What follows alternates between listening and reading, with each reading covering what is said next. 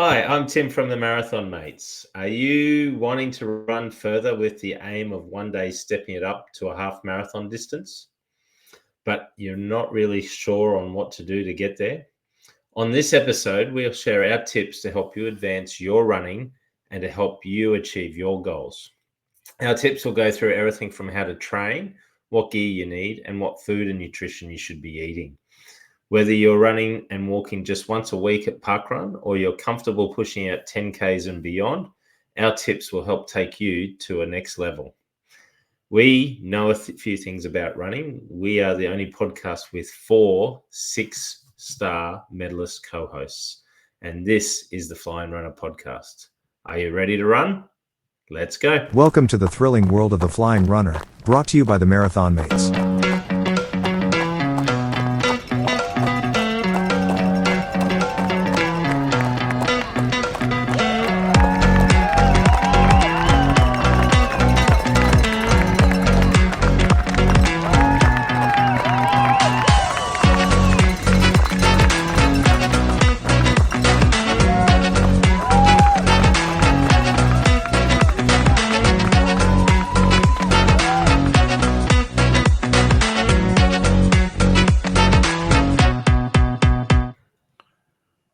Hi everyone, and welcome back to the Flying Runner.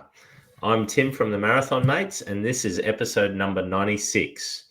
Tonight we are starting a 2-part series, with tonight's episode being about how to progress your running journey from a 5K park run to a half marathon distance. We'll share our tips to help you get the most out of your running journey as you aim towards a particular half marathon race that you may have your eye on in the future. On next week's episode, we'll step it up another notch by talking about how to progress from a half marathon right up to the full marathon distance. We believe anyone can run a marathon, and we will share our tips and tricks and our lessons learned along the way to be able to help you get there. We aim to inspire and help others to achieve their running dreams, and we hope that many of our listeners will be able to get something out of the 2-part series we're embarking on right now. Ultimately, we'd love to see many of you one day follow in our footsteps and travel the world, running races, being happy, meeting new friends, and celebrating achievements all around the world. But before we talk about any of that sort of stuff, let me introduce you to my marathon mates tonight. I've got Lucia and Tony joining us tonight. G'day, guys. How are you going? Evening. How's your week been, guys? From where I have been, because I haven't been well past week or so with a head cold and sinus issue, so my training hasn't been where it should have been. But yesterday in Sydney, it was the Runaway Hocker Half Marathon. So they've got a half marathon and they've got a 10K, and I did the 10K. The 10K is still a very hilly course. So originally, what the plan was to go and do a fast time and give it a good crack, but I thought, with not being well and only starting to feel better, I'm just going to get it done. It was so nice just to get out and do the 10K. I had no pressure time-wise and actually felt good. So it's kind of given me the confidence I've needed. But the only thing I don't like about this race is it does a loop of Miss O'Corry's chair, which is also part of Sydney Marathon. But the way in which this race does it, Tony, it does it in reverse. So you actually go... So with Sydney, you run past the art gallery side first, and then you come up more towards the gardens on the way back up. But this race, you run down the garden side first, the harbour side, and you come back up by the pool and the art gallery. That's the worst way to do that loop right at the end, because that hill is steeper running past the pool. It's just, I curse it every time I do it, but it is such a good challenge. That was a beautiful day. They've changed the finish area and where they do the expo, which is now in the Domain. If it wasn't raining past few days because it was extremely muddy, it was actually a perfect morning for a good run. So it was, there was only a couple of hundred people doing the 10K and about 25,000 doing the half. Wow, that's a reverse. Yeah, it was really, really bizarre. And I finished not too long before Ed Goddard. He won the half marathon, so he's won it back to back to back. So it was just amazing just seeing him finish and how effortless he made it look. So yeah, that was the highlight of my week. And good to how's see that you. now that you've been sick, Lucia? How's that put you with Gold Coast? Little bit on your behind, but I'm not too concerned yet because I've got the time to. I'll probably miss maybe only one or two longer runs, so I'm not too worried yet. Because ironically, the only race I'm worried about at Goldie is the half, because I need to do a fast half. It's as weird as it sounds. I'm not worried about the full because a friend of the podcast, Peter, she's actually pacing. She's one of the she's the 6 hour 40 pacer. So I know if I get to her, I know I'll be fine because I know she'll get me over the finish line. So that's why I'm not worried about the full. It's just getting the fast half. So now I've got to tweak my training a little bit, and it's also going to be part of my tip for this week as well. Okay. Wooshka. It's good to see you running again, Lucia. No ice creams, no trains home or buses home. Nothing yet. It's only a 10K, Tony. Don't get too excited. No. It was a 10K, so it was good to see. It was good to see that smiling face of yours on your socials with the medal. It's always good. So, I have to say, ugly medal. Okay. Well, we can't have everything. So just, Yeah. I had a good week. Got my miles out. I got my long run. I wanted to do. I was looking to do around 20. Wasn't a hard and fast distance. My plan sort of went out the window because Sharon said for Tim to run with me for the first 10K, and that sort of threw away what I was aiming to do, but that's okay. Got 19 and a half out on Saturday. I was pretty happy with that. And the only reason why I didn't tick that over to the 20 is because I'm running past the car and there's Sharon and Tim. I had said to them once I'd left them at the 10K, I said I'd see you in an hour. I won't be an hour or something. I'll just do one loop. And needless to say, it was about 50 minutes. So I thought, yeah, okay, they've been waiting a while. I'll just pull up stumps. So yeah, a couple of little twinges on the Achilles, which is a little bit of a nervous worry for me with my ankle. But outside of that, Garmin says I'm productive. My VO2 is going up. I'm sitting at 42 at the moment. I think that's pretty good for a bloke my age. And so I'm okay. I felt good. So I've got 2 weeks to the QUT Classic, which is I'm going to go hard for a 10K. So next week I'll do another 20 odd, and then I'll go hard the following week to do a 10K. And then we've got the Brisbane Half coming up in 27 days from this recording. So yeah, it's all starting to come together. So, and you, Tim?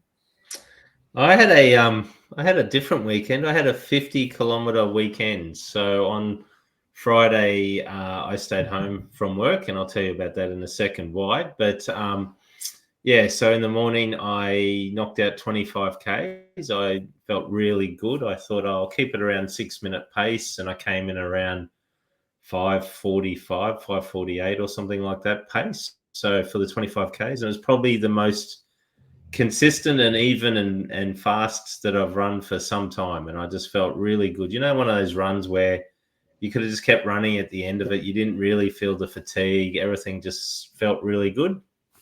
So that was Friday. Saturday, Parkrun, I volunteered. I was the timekeeper at Parkrun.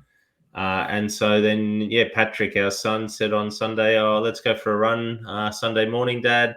I've got to do 25Ks. So backed it up and did a 25K shakeout run. We were pretty consistent. We were running about 7-minute pace for Patrick for most of it. And then he had some walking stops, but every time he ran, we'd be back on the 7-minute pace. So fairly consistent pace for him, and he did very well. So he's progressing well to his first marathon on the Gold Coast in a couple of weeks' time, 8-9 weeks' time. everything's coming together for me at the moment, which is good. Over that period on the 50K weekend, I knocked over 6,000 kilometers now with my hydration pack. So I think probably 7 or 8 months ago, I talked about getting the 5,000.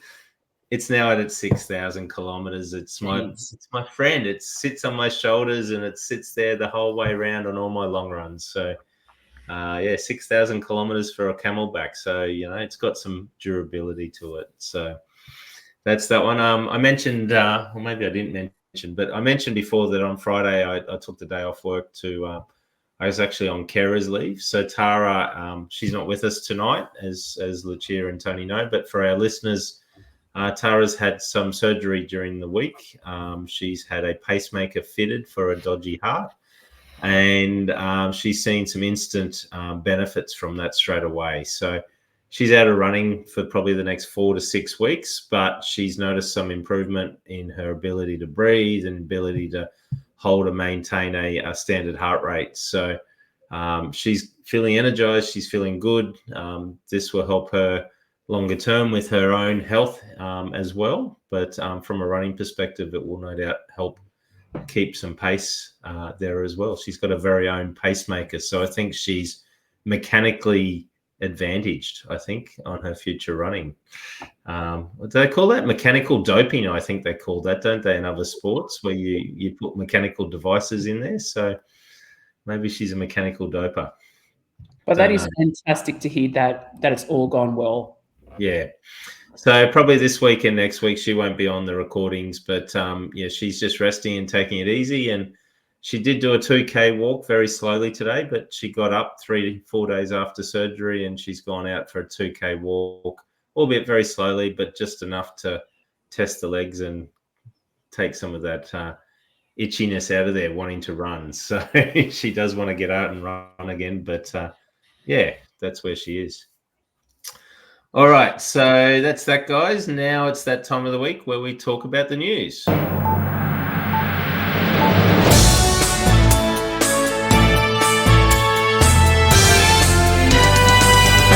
been happening around the world this week? Well, after last week's marathon news effort, Tim's reined it back. So 2 bits of news that we just want to talk about. We did talk about Eliud Kipchoge after the London Marathon. Lots of messages in the Marathon Mates chat around still the GOAT, and everyone was just really, really proud. And I think the message that he sent afterwards was just one of humbleness and humility around where he is now. Let's face it, 2:05 is still an elite time. And he came 6th, I believe, at London. But he's also acknowledging that there are a lot of younger marathoners, but he's reiterated his desire that he wants to keep running, which I think is still fantastic. It will be very, very interesting to see what race he targets. We know he's running Sydney in August, and we are so excited for that. But after that, who knows? But it'll be great to see him still out there. He's got a couple of quotes here. He said it's about doing the action. That's why I'm running. So whatever the outcome, what I am doing, I am still hungry. And I think that that's real fantastic news. He wants to inspire. I'm still hungry to inspire somebody somewhere. I'm still motivated to train every day. Sport is built by challenges, dedications, and patience. So look, I think it's great. There was a stage there where Tim had relegated him to the back of the packers and was saying that wouldn't it be great if he could just run marathons with the back of the packers? And, I think we all saw the pride that Kipchoge has in his performance, and to come 6th at London. What is he, 40? 40 this year. Yeah, is just incredible. So, and it's good. He'll still be competitive for the next couple of years, and I just hope he keeps running, because it's obviously a kick for the younger marathoners coming up to be racing against the GOAT. So, your thoughts? Yeah, he's still. You got to remember, I read somewhere during the week that he's also probably been paid more than anybody else there. So even though he came sixth, and he earned $7,500 I think it is, for sixth place, with his appearance money and sponsorship dollars and all the rest of it, he still would have walked away from London with more money than any of the other athletes there, including Safa, who set the women's world record for the women's only running race. Yeah, So, I was actually listening to a podcast where they, one of the American podcasts, Relay, and they were breaking down what Asafa actually got paid. And it was really interesting. I don't want to quote the figures because they may or may not have been right or wrong. But the reality is that there would have been a payment for them to have beaten 2:16, I think. So there would have been a payment for that time, and if they beat another time, etc., etc. And as I was listening to it, I was thinking, I wonder if that was the reason Safan has bolted down that finish line, because whether there was an additional payment to beat 2:19 or go over the other side, that might have been the difference between a couple of $1,000 US. So I think she ran 2:19 flat. So, but yeah, just interesting how they break it down. You get money for breaking the record, you get money for appearance fee, you get money for winning. It's mind-boggling, to be honest. So very interesting. All right, Manchester. So while this was a really weird thing in the UK the other weekend, we had London where there was 56,000 people.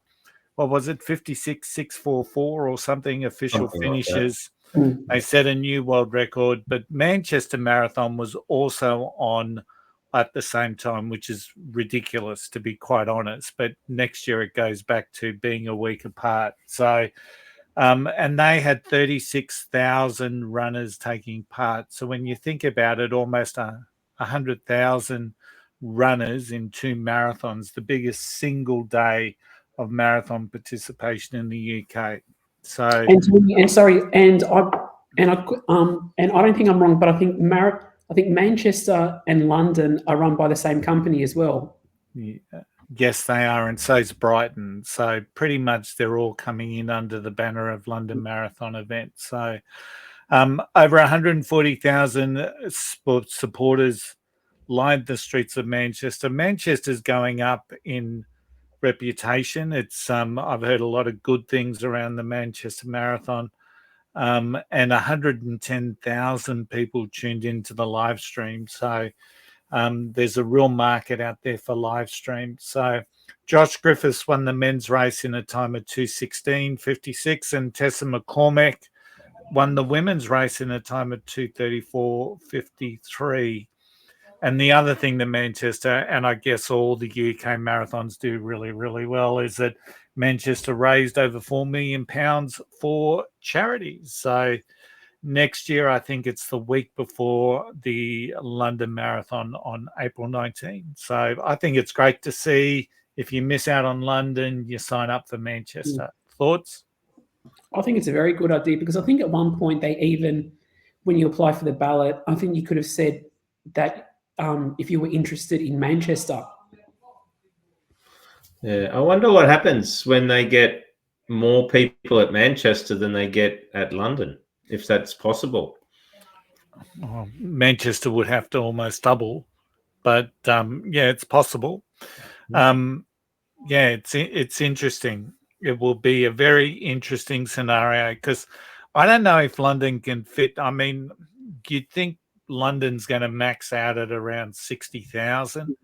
One of the things that we have heard from people is that the course wasn't overly crowded. Like, there wasn't a lot of people saying it was too tight, it was too crowded.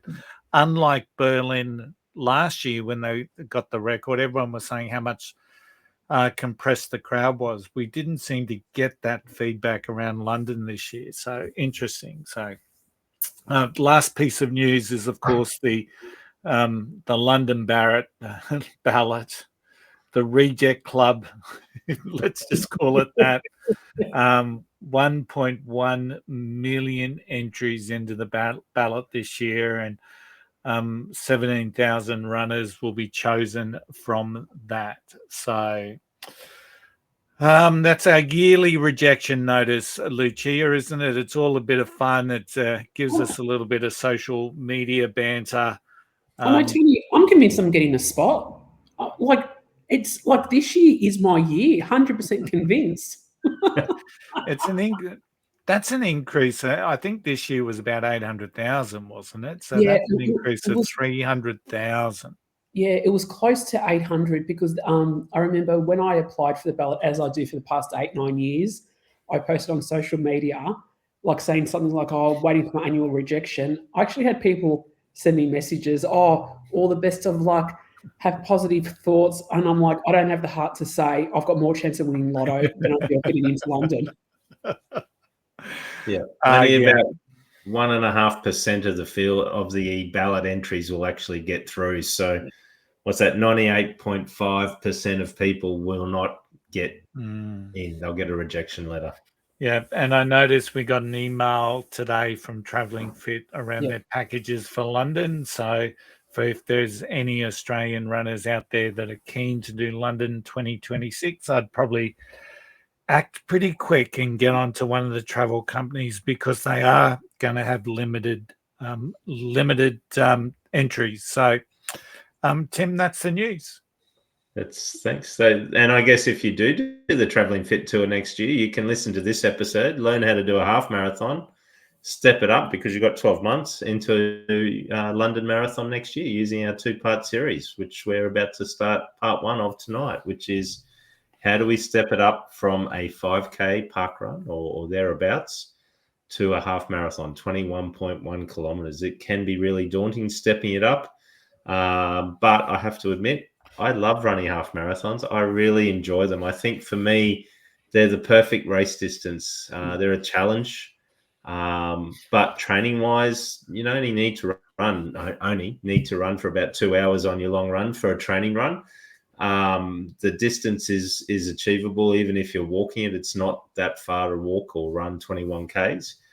It may seem that way, but it's one of those things that I really, really enjoy. So tonight we want to share our tips with you, our listeners, on what we believe is a way you can be able to get from 5Ks up to half marathon distance. And running a half marathon is sort of that natural progression that most people take on their journey towards a marathon.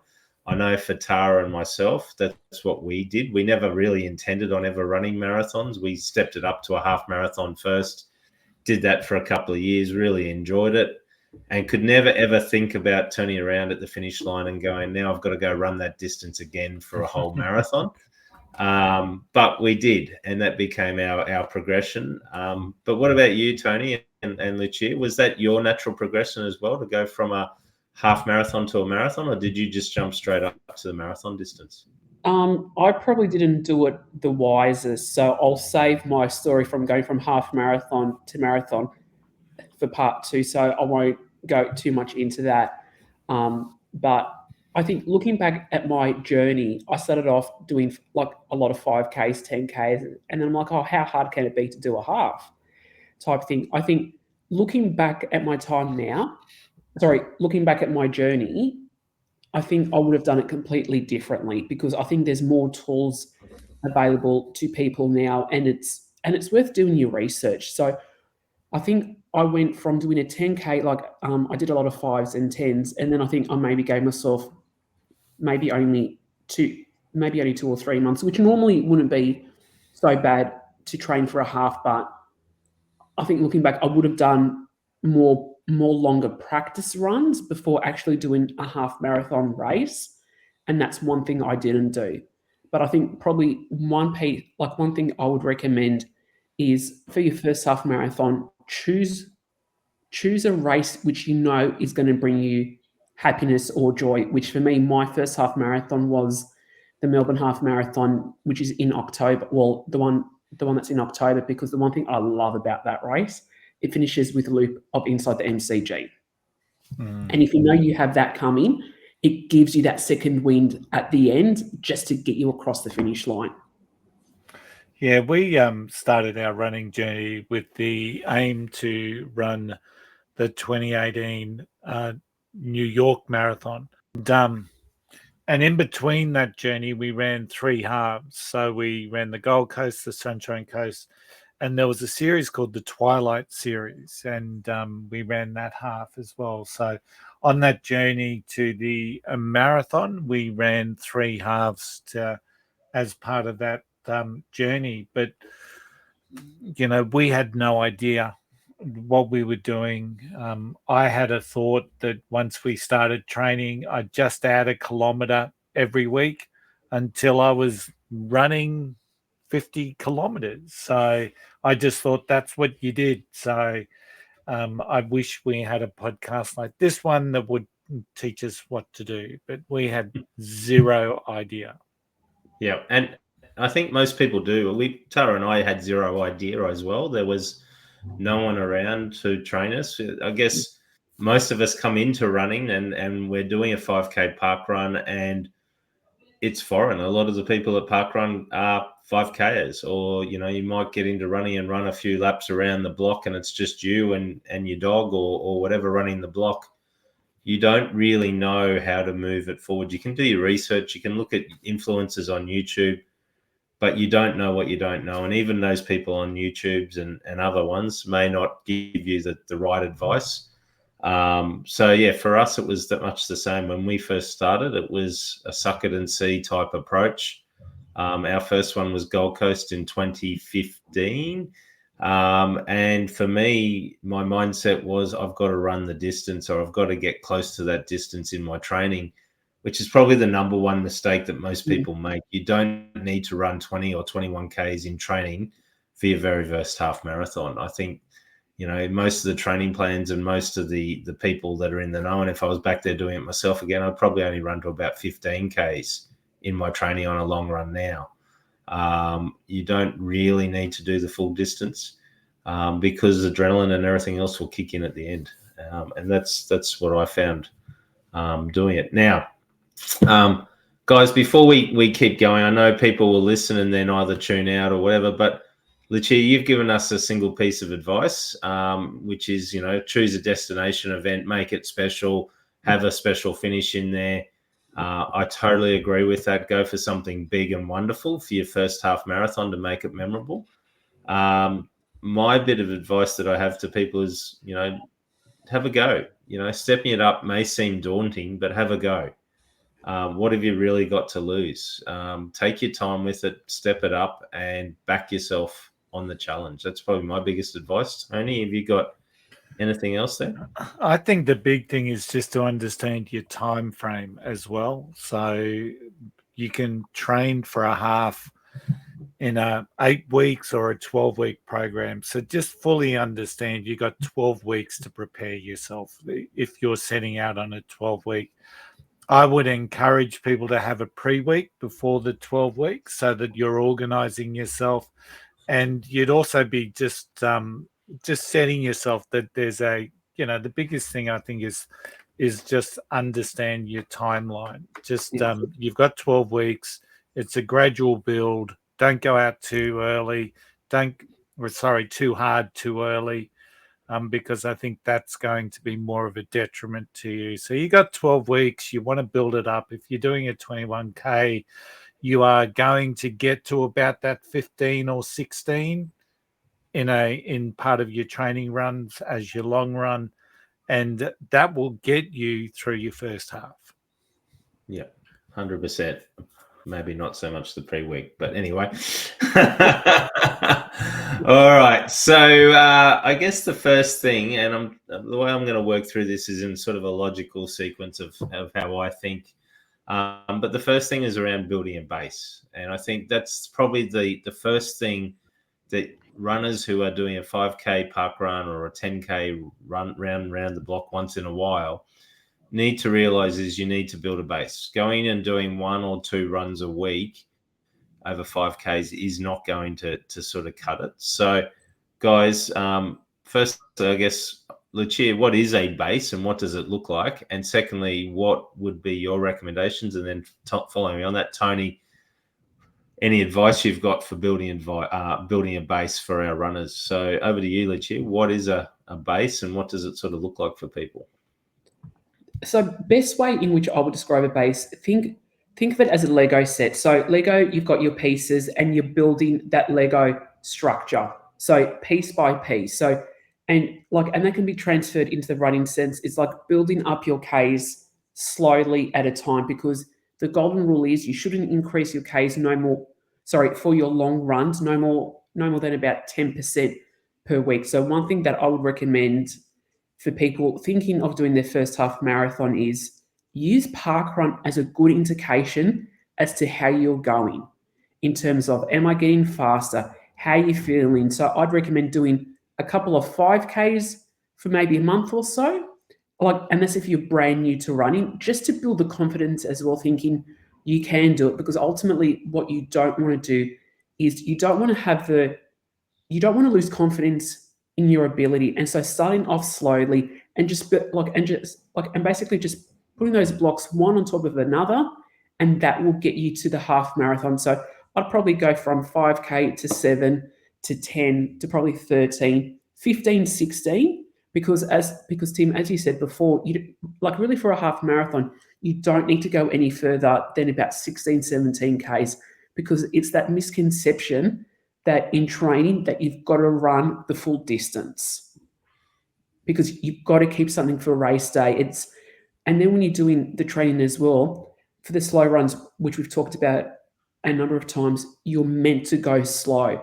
So for instance, let's say if you're doing let's say if the aim is to do a 15K run one day, and if that takes you 2 hours, sometimes make it go longer, because time on feet in training is what will get you through on race day. So if you spend more time on your feet during training, it's okay if you don't get the distance. Yeah, I'd support just about everything you've said there, Luch.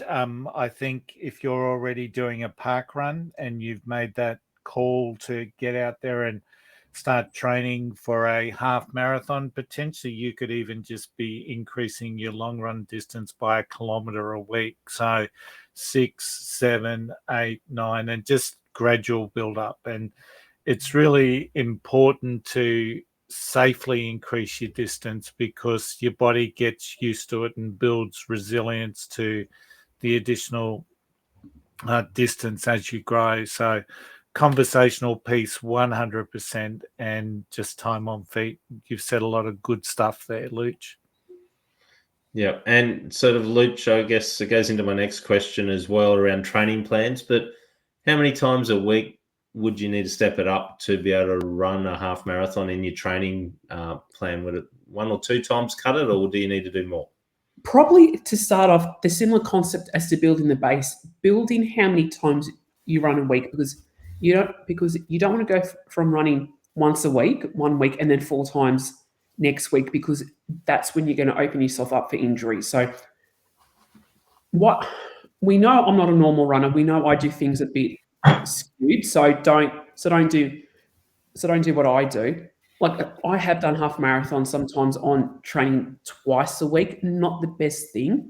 So what I would recommend, if you can get anywhere between 3 and 4 times a week. So one run would be a speed session to work on your speed with it. Like, you can do fartleks, tempos, even 400s. And then always, even though the course may not be hilly, incorporate hills into your weekly running program, because that will make you stronger. Because with the course that I did on Sunday, it wasn't a nice one. I'm gonna say it was brutal, but my Thursday hills, it got me through it. Don't get me wrong, I was cursing every damn hill I did, but I knew I'd had the training, so I knew how to tackle those hills. So even though the course you may be doing may not have hills, incorporate it. And then maybe a shorter, faster one, but probably one of the most important ones is the long, slow run and having the time on the feet. So if you can, minimum 3 times, 4 times, because don't forget to do strength work as well, because that is ultimately, like, the strength work, it's only going to help your body to be able to cope with the increase in training days and also the increase in distance as well. Yeah. Yeah, I On a light week for me, I run 3 times. On a heavy week, I run 5 times. So, but a lot of my runs are just because of timing. A lot of my runs during the week are 4K, 5K, 6K. They're not massively long, but then to me, I think the thing that underpins my training blocks is the long run on the weekend and making sure that it's Saturday morning and if I've got to abort it, I then get an opportunity to go again on Sunday, for example. So so a lot of my runs during the week aren't necessarily building. They're just, I've got time, I'm going to get out, I'm going to run 4K first thing in the morning, and away we go to work from there. So agreed. Strength training I don't do anywhere near enough, and often I'll pay for that. But yeah, minimum week for me is 3 runs a week, with the real focus. The center point for my weeks are always the long run. So. And Tony, you mentioned a 12-week training plan. There are longer ones, there's shorter ones, as you said as well. Where would somebody who's never sort of been into this running thing before go and get a training plan from? Is it something you get written up by a training coach, or is it something you can find online somewhere, or what would you do? And how do you know what a good training plan looks like? Yeah, I think if you're stepping up for the very first time, there's lots of places you can get training plans. Strava, Garmin Connect, there's Runner apps, there's all sorts of things that can get you a plan. But if you're doing your first one, a running coach, and we've had running coaches on before. Kel has been on our show. So, of course, there's multiples of ways, but you can also get some good generic plans online. And a 12-week plan, a 15-week plan, obviously a 16-week plan. If you've got that time, to me, I think it's the 16's probably going to max it out for you. If you get a 4-month lead into a half marathon, you're going to have a really quite a good steady plan there that'll get you through. But you can get them online, you can download them, you can go to ChatGTP, and it's going to give you a generic 12-week, 16-week plan, however long you want. It's good to get some advice, but by the same token, not everyone can afford to go see a coach and get a customized plan. If you can, that's where you should be. But there's lots of opportunities to get plans. Yeah, 100%. Now, we know it's daunting. I've said it many times. It's a long journey through the training process. It can be tough on your body. And this is the bit where we always say that you need to listen to your body. It's really important that you do listen to your body. And if you are starting to feel pain or any issues with your body, you do need to get it looked at and assessed by somebody who knows what they're looking at.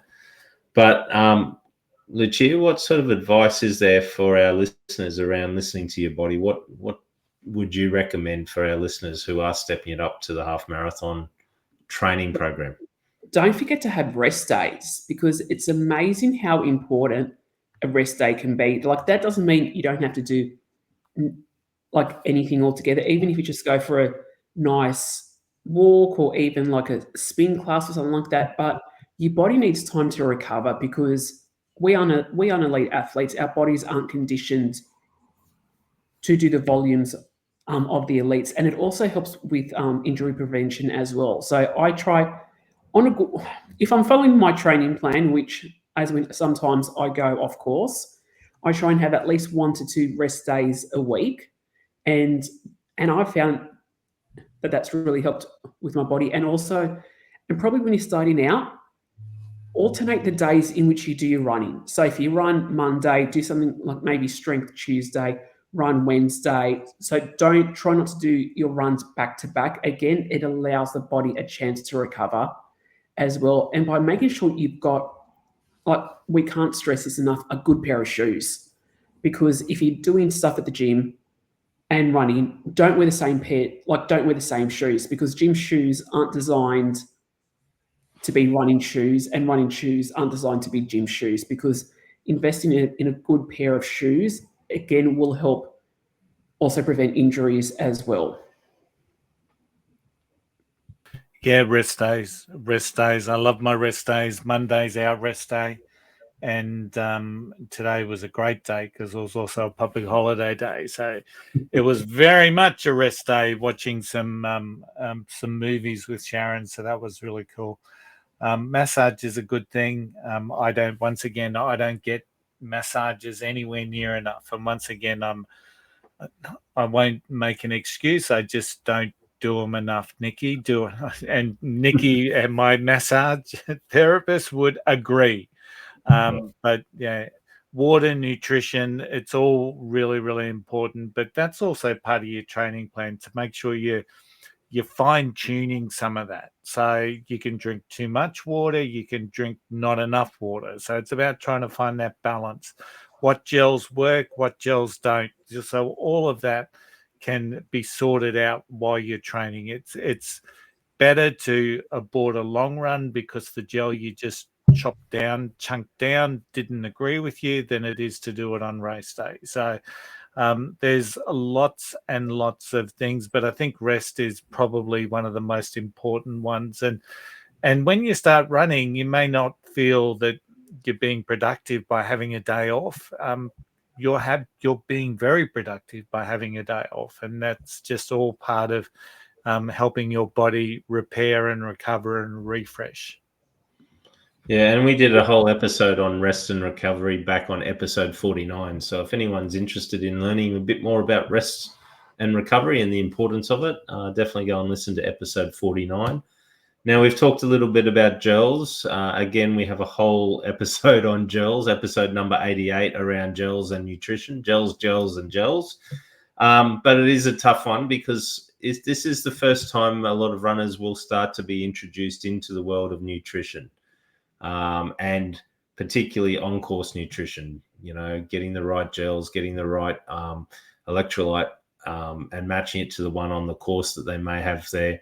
Have you got any quick tips? I know we've discussed it, as I said, in episode number 88, but around gels, I know, Tony, you just mentioned them as well, but any quick tips from you, Tony? And then I'll come to you. Well, I think one of the big things with gels is that if you're listening to podcasts where they're focused on elite runners, right?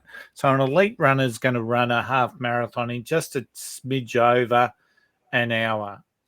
And for a lot of those elite runners, they actually don't worry about gels for a half marathon distance. So if you're listening to those sorts of podcasts, and we would, you listen to wherever you're getting great advice, in my mind, just bear that in mind, that an hour by an elite runner is going to be vastly different to 2 hours or an hour 30 on less elite, more average runners. So I think gels are something that's very important, or race day nutrition is very important for runners that are going to be on course a little bit longer than an hour. So it is something that, once again, just test it out in training. We had some amazing waffles from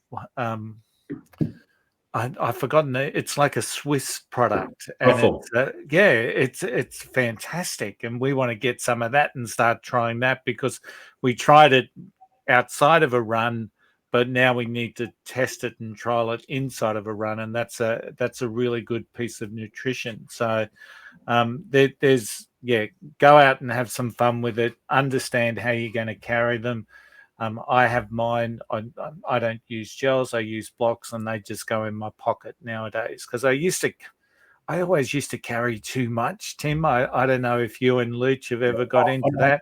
I'd have 14 gels. I'd have some jelly beans. I'd have this and I'd have that, and my pockets would look like I'm swelling up.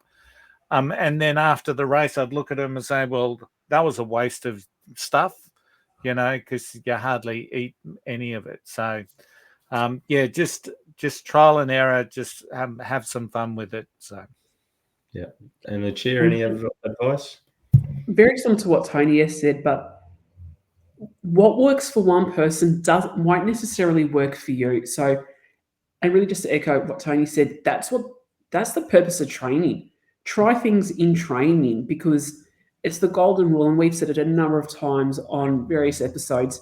Nothing new on race day. Like on the Forget, I tried one gel once. I literally had a small taste of it, and I had to throw the rest of it out. I just couldn't do it.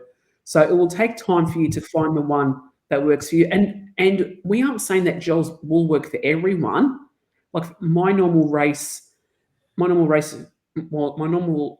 nutrition, again, it's a strange one. So every 4Ks, I alternate between a bite of a Cliff Bar, some snakes, and a gel.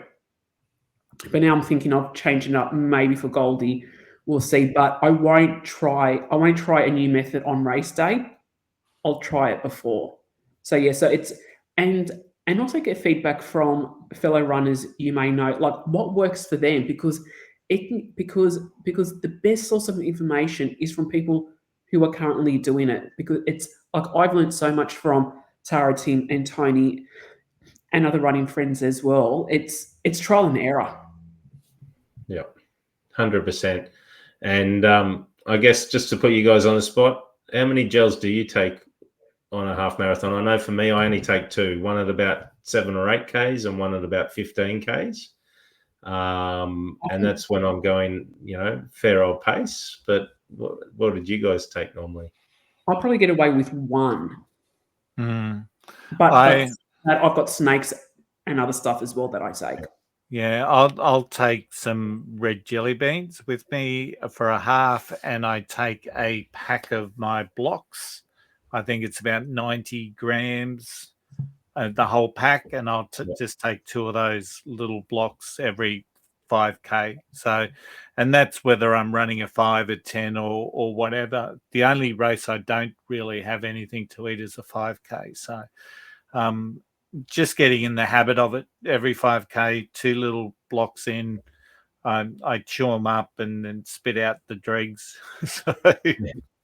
And that's why you can't compare yourself to others, because there's 3 separate answers there on how we fuel for a half marathon race. So you need to find what works for you, and you do that via your training and your long runs in training. And as I said, we've got a whole episode on gels and nutrition. As I said, episode number 88, which is definitely worth going back and listening to. Now, Lucia, you mentioned shoes before and the importance of shoes. I agree wholeheartedly. If you're going to step it up, your trainers that you've got in the back of your cupboard that you've run, that you've had since high school or whenever, are probably not going to last or aren't going to do you any benefit when you step it up. So we're not in the habit of necessarily talking about shoes in from a performance point of view on this show, but we will talk about shoes in a general sense and the importance of them.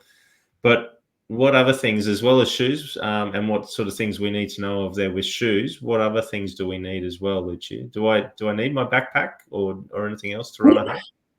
It all depends. Normally, it depends on the race. Like normally, previously, I never used to run races with my vest, but depending on where I am, like for instance, in the States are very security conscious. You can't, most of the majors, you can't run with a backpack on, but some people still do. Lately, when I did Sydney last year, I had my vest on when I did Melbourne last year. So I'm starting to run with it more, just because you can't always rely on course aid stations. And a good example of that was when I did Melbourne half last year. So the one in October. Who knew Melbourne could get hot? Who knew? Apparently it does. And it happened on that day. I was lucky I had water on me, but we got to Albert Park, which is one of my favourite parts of the course because you actually run down pit lane and there's always a drink station there. I'm like, okay, perfect. I'll grab some water there. And I was towards the back, like I wasn't the last, but I was in the good last, probably last quarter of the race. They had already packed up, and I'm like, thank God I had my vest on me, so I had water. But for the people who were relying on course, so if you want to make sure you've got water, carry some on you. Like, it doesn't necessarily have to be in a vest, or even like if you wear one of the belts and put a bottle in there. So I'm now conscious of where I can, I always will bring some form of water on me, and also don't rely on the gels on course, because a lot of the races do provide gels, but they may not be gels in which you've trained with. And me on the other foot, have never worn a vest and never worn a backpack. So we, with our long runs, we do our compass runs, and we got the central point of the car where we've got our nutrition and our drinks. I rely on the race itself to be sufficient, but I have been known during a long run around a new area, for example, that I have been known to pop into a shop and buy a drink, right? So, there's always going to be options for me. In fact, it was really weird running with Tim there on Saturday, and he said, because there's drink bubblers all located around where we run at Cleveland, and Tim will always stop and have a drink. And I keep going. And he said, Dad, you never stop at a bubbler. And I said, that's because in my mind, I'm getting a drink every 5K. And I've trained myself to do that. And that's just part of what I do, because I know that if I'm race day, and I know the very simple fact is that within that first 5K, there'll be a drink station. Within the next 5K, there'll be a drink station. So that's how I've trained. And that's what I do. An interesting discussion was had in one of the Facebook groups around the weight of your water vest or your hydration vest. And the guy says, why would you be knowingly carrying 2 bricks running around with you? And well, no one's going to carry 2 bricks, but that's equivalent to the waste of your hydration vest. And as my wife kindly pointed out, but you're going to be sipping away at that, Tony. I said, yes, I know. But I've never worn a hydration vest, and I think the sloshing or just the feel of it just wouldn't be right for me. So, yeah, no, it's a whatever feels right sort of thing. So, 100%. All right. Now tapering. I know we've done episodes before on tapering, episode number 39. It's a new thing for people who are stepping it up to a half marathon. Generally, it's about 2 weeks for a taper, but it is a personal thing for a half marathon. Any advice, guys, for our first time runners of a half marathon, what they need to do on a taper? So tapering has to be one of the best words in the English dictionary. It's my favorite part of the training blog, because you still need to. So basically, what it is, you cut down the distance that you're running, but not the intensity. So you still keep the intensity up, but it's just shorter distances you're doing it, because with tapering, it does allow your body a chance to recover and to feel fresh on race day. Because last thing you want to be doing is still training like a mad person right up till a few days before, because your body's not going to have the energy it needs for race day. So it's just taking it easy, like as I said, doing the short, sharp, intense runs still. Yeah, I like my taper, and yeah, you still continue to do some running, but you certainly enjoy it a little bit too. You have a little bit more rest, a little bit more recuperation, so it's good fun. Yeah, and it's the time for me where I start to understand the race day and start to become more race focused. So I understand things like, do they have car parking? Is there a bag drop? Where are the toilets? Where are the drink stations on the course? All those sorts of things I want to know during the taper period, so that when I get to the course, I'm race ready. I know what's going on. So for me, that early preparation for race day sort of starts in the tapering period as well. So that's that one. Now, lastly, guys, your last bit of advice, I guess you've got for listeners who are stepping it up. For me, I'll go first. For me, it's daunting. It seems like a long way. 4 times a parkrun distance. It's a long way, plus a little bit more. But my advice is walking is okay. You don't have to run the entire 21.1 kilometers. You can walk it and still be able to get through it. In fact, we've all walked half marathons ourselves in the past. So it's a normal thing. You'll see runners out there that are actually walking sections of it. So it's not a bad thing. But Lucia, what's your bit of advice, your last bit of advice there? The one thing I wish someone had told me initially, respect the distance. Don't think that you can wing a half marathon because you'll pay for it. Trust the process and respect the distance, but enjoy it as well. As at times you may curse yourself, but the reward you get at the end and the satisfaction crossing the finish line, nothing beats it. So just respect the distance. Yeah, and my little tip would be, for me, I think the long run is the most important run of the week. And it's important to gradually increase that, because it doesn't just build your body to undertake the half marathon distance. It's also creating some confidence in your mind, so that the number one important thing for me on any race day is that you're standing on that line confident that you can do what lies in front of you. And I think the long run is the most important run of the week, and you just gradually build that until you've got that confidence that you're standing on the line. Yeah. All right.